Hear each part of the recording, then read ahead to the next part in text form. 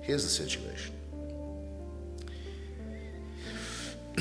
If the Nazarene preacher from Galilee ever really existed, there's no question who he met. He met the Jewish people first and came partly from their tradition. If the Prophet Muhammad really ever existed, I doubt both these propositions very much, but to the extent that any narrative about this can be told, the first encounter he had was with people whose first religion was Judaism. The Jews took a look at both these guys and said, no, this is not the Messiah. This is not the Redeemer. We reject them. Do you suppose they're ever going to be forgiven for it? Of course they're not. Of course they're not. The hatred for there isn't a Christian or a Muslim in the world of a real serious kind who wouldn't have to hope to give everything they owned for a chance of some face time with either Jesus Christ or the Prophet Muhammad. It would have to be the thing they most wanted to do. They must want it in the same way as I would like to have met Shakespeare or George Eliot. It must be the most important thing to them. And only one people, and it's the same in both cases, met their false prophets. And they both turned away and said, this isn't genuine.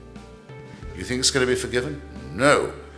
Do you think this has led to a huge amount of violence and turmoil and heresy hunting and fascism and genocide? Yes. Do you think it's over yet? Better not believe that. The worst is yet to come. They're never going to forgive it.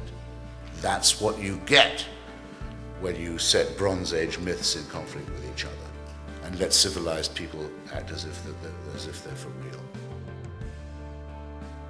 Well, I can't say that I'm an optimist. I see that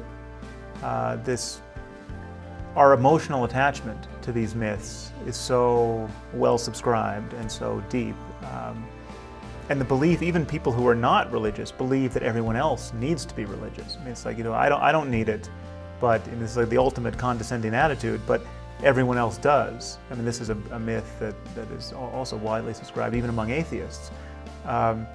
So the inertia in the system around really just having an honest conversation about what it's reasonable to believe and what religion is doing in the world is profound. And so I'm certainly not optimistic, but I don't know what else to do. And I see how tissue thin these beliefs actually are. I mean, they really are. It would be so easy to just unburden ourselves of all of this mythology. I mean, it would be accomplished in a single generation if we just taught our children reasonably about the Bible's place in literature. The Bible's not science, and it's not particularly good philosophy, but it is literature. Let's read the Bible, and then let's read all these other books about dead gods, like Ovid's Metamorphoses.